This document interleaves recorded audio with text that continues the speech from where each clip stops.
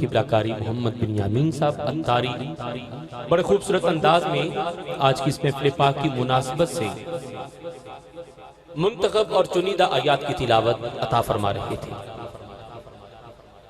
اور جن 3 مضامین کو انہوں نے آج تلاوت کیا ان میں سب سے پہلے ان نفوس قدسیہ کا ذکر کیا کہ جن کے بارے میں اللہ نے ارشاد فرمایا ہے کہ جو اللہ کی راہ میں قتل ہو جائیں، فرمایا کہ وہ زندہ ہیں اور اپنے رب کے ہاں سے رزق حاصل کرتے ہیں۔ دوسرے حصہ میں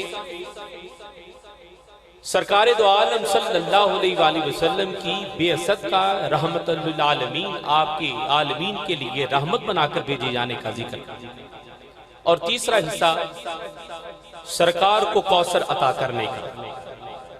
اب ان تینوں مضامین کو یکجا کرتے ہوئے میں آپ حضرات کے سامنے پیش کرتے ہوئے اگلی شخصیت کو دعوت دینے جا رہا ہوں۔ پہلا حصہ اللہ نے فرمایا کہ جو اللہ کی راہ میں قتل ہو جائیں وہ زندہ ہیں، اللہ کی راہ میں جو قتل ہو جائیں وہ زندہ ہیں، جو اللہ کی راہ میں قتل ہو جائے وہ شہید، اور شہید زندہ۔ انڈیا اور پاکستان کی جنگ ہو جائے، اللہ کرے نہ، لیکن اگر ہو جائے جذبہ ایمان رکھتے ہیں برسر پیکار نظر آئیں گے۔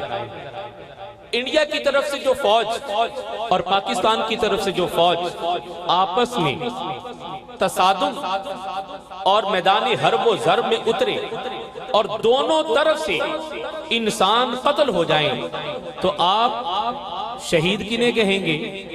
انڈیا سے لڑنے والوں کو یا پاکستان سے؟ انڈیا سے لڑنے والے وہ بھی تو انسان ہیں، لیکن آپ انہیں شہید نہیں کہیں گے، آپ کہیں گے پاکستان سے لڑنے والوں کو شہید۔ بھئی کیوں؟ یہ مسلمان ہیں۔ تو جو مسلمان ہے جس کے پاس ایمان کی دولت ہے وہ قتل ہو جائے وہ شہید، اور شہید زندہ۔ ارے بھائی جس کے پاس صرف ایمان کی دولت ہو وہ قتل ہو جائے تو شہید، اور جس کے صدقہ سے ایمان ملا وہ زندہ نہیں، شہید زندہ۔ تو سید الشہداء امام حسین کیوں زندہ نہیں؟ امام حسین اگر زندہ، اگر قرآن سے حسین کی زندگی ثابت ہے تو حسین کے نانا کی کیوں نہیں؟ اب اگلا حصہ دیکھیے، سرکار کی رحمت بنا کر بھیجے جانے کا ذکر ہے، یہ میلاد النبی ہے۔ تو کسی نے یہ کہا کہ محرم میں میلاد النبی نہیں ہونا چاہیے۔ بھئی کیوں نہیں ہونا چاہیے؟ میں تو کہتا ہوں کیا محرم نبی کا مہینہ نہیں ہے؟ سارے مہینے نبی کے ہیں، ہر مہینے میں میلاد النبی ہونا چاہیے، محرم میں خاص طور پر ہونا چاہیے۔ کیوں ہونا چاہیے؟ اس لیے کہ میلاد نبی کے آنے کا ذکر ہے اور محرم حسین کے جانے کا ذکر ہے۔ نبی کا آنا کمال، حسین کا جانا کمال۔ کیوں؟ اگر نبی آتے نہ تو انسان نہ بچتا، اگر حسین جاتے نہ تو مسلمان نہ بچتا۔ سرکار آئے تو انسان بچ گیا، حسین گئے تو مسلمان بچ گیا۔ تو محرم میں میلاد ہونا چاہیے تاکہ یہ پیغام پہنچے کہ میلاد آنے کا ذکر ہے، وہ آئے تو انسان بچا ہے، محرم حسین کے جانے کا ذکر ہے، وہ گئے تو مسلمان بچا ہے۔ تو دوستان گرامی قدر، اس مہینے میں ان راتوں میں میلاد کرنا اور حسین کا ذکر کرنا کتنا متبرک ہے، کتنا فضیلت مآب ہے، کتنا اعلیٰ ہے۔ حدیث کا مفہوم عرض کرنے جا رہا ہوں، اگر کانوں کے دریچے کھل جائیں اور بات دل تک پہنچ جائے، زبان بولے نہ بولے، دل سینے سے نکل کر بولے سبحان اللہ۔ محرم میں میلاد کیوں منانا چاہیے؟ سنیے گا، جملہ عرض کرنے جا رہا ہوں، سرکار کی حدیث کا مفہوم عرض کرنے جا رہا ہوں۔ سرکار نے فرمایا نبیوں کا ذکر عبادت، نبیوں کا ذکر عبادت، ولیوں کا ذکر گناہوں کا کفارہ۔ تو محرم میں میلاد منا کر ہم عبادت بھی کر رہے ہیں اور اللہ سے گناہ بھی بخشوا رہے ہیں۔ نبیوں کا ذکر اگر عبادت تو نبیوں کے امام کا ذکر کتنی بڑی عبادت. ولیوں کا ذکر گناہوں کا کفارہ. تو جو حسین کو نہیں مانتا وہ تو ولی ہو ہی نہیں سکتا.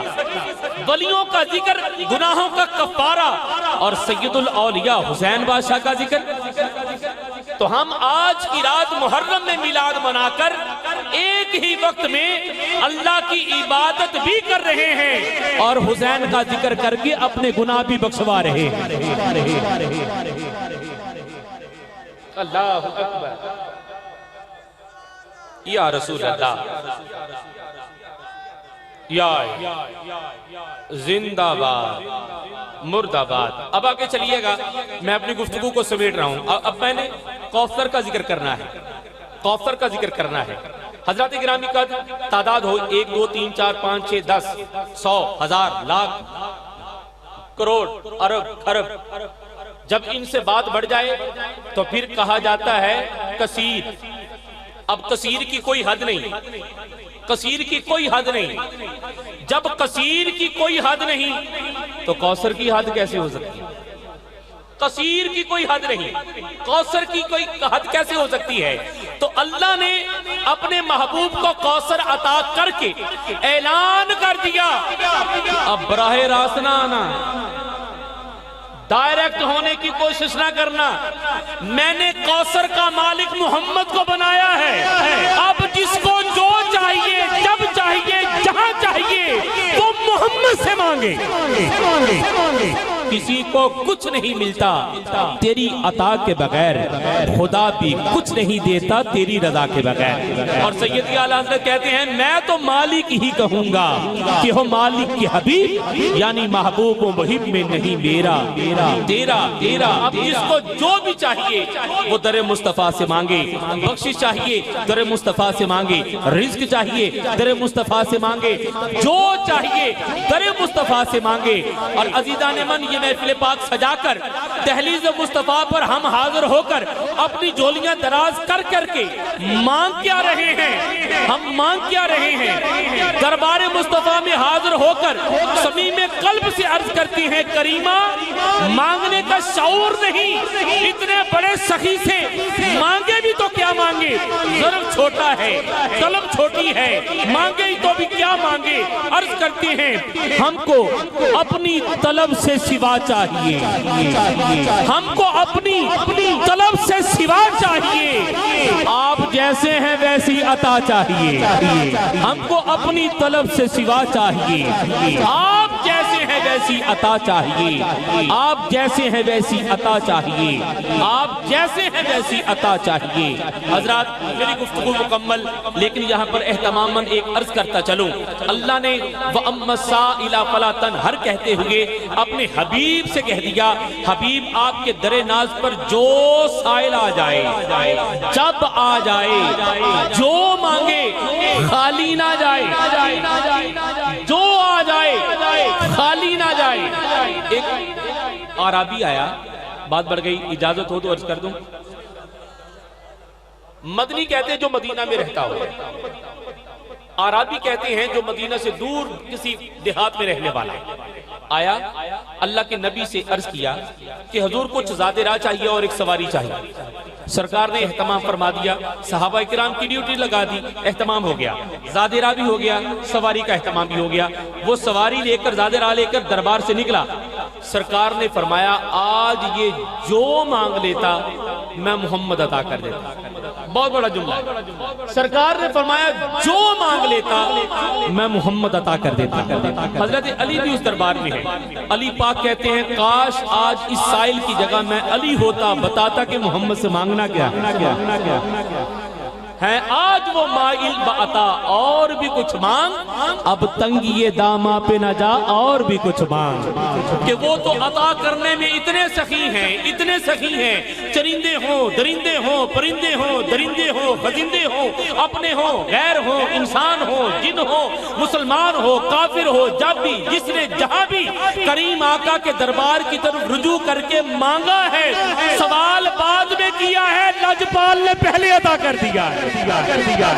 اور اس دربار سے تو آواز آتی ہے کہ کہو گدا سے نہ دستے طلب دراز کریں، کہو گدا سے نہ دستے طلب دراز کرے، یہ وہ در ہے جہاں ملتا ہے التجا کے بغیر۔ آئیے اسی در ناز پر ایک بار پھر درود و سلام کا ہدایہ پیش کرتے ہوئے اپنی عقیدتوں کا اظہار کرتے ہیں۔ ہمارے درمیان لاہور ہی سے اگلے ثناخان رسول تشریف فرما ہے، نام کے اعتبار سے شاہد ہیں، اور ہم اہل سنہ کا عقیدہ ہے کہ ہمارے نبی ہمارے اعمال پر شاہد ہیں۔ اللہ نے تمام نبیوں کو اپنی اپنی امت پر شاہد کیا۔ یہ فضیلت رسالت میں آپ عرض کرنے جا رہا ہوں۔ اللہ نے تمام نبیوں کو ان کی امتوں پر شاہد کیا، گواہ بنایا، اور تمام نبیوں پر جناب محمد مصطفیٰ کو گواہ بنایا، شاہد بنایا۔ اب حضرت آدم مانے کہ محمد دیکھ رہے ہیں، جناب نوح مانے کہ محمد دیکھ رہے ہیں، جناب ابراہیم مانے کہ محمد دیکھ رہے ہیں، اسماعیل مانے کہ محمد دیکھ رہے ہیں، اسحاق مانے کہ محمد دیکھ رہے ہیں، داؤد مانے کہ محمد دیکھ رہے ہیں، یوسف مانے کہ محمد دیکھ رہے ہیں، صالح مانے کہ محمد دیکھ رہے ہیں، زکریا مانے کہ محمد دیکھ رہے ہیں، موسیٰ مانے کہ محمد دیکھ رہے ہیں، عیسیٰ مانے کہ محمد دیکھ رہے ہیں۔ آج کا کوئی ملا کہے کہ وہ دیوار کے پیچھے نہیں دیکھ سکتے، 1,24,000 نبی مانے کہ محمد دیکھ رہا ہے، تو تیرا عقیدہ کہاں غیر حاضر ہو گیا؟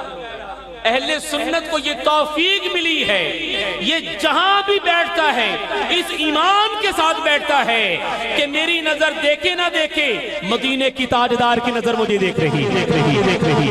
اس لیے غلام تصور میں گنبد خضرا لا کر اس یقین کے ساتھ درود و سلام پڑھتا ہے، وہ قریب سے بھی سنتے ہیں، وہ دور سے بھی سنتے ہیں۔ الصلاۃ والسلام علیک یا سیدی یا رسول اللہ وعلی آلک و اصحابک یا سیدی یا حبیب اللہ۔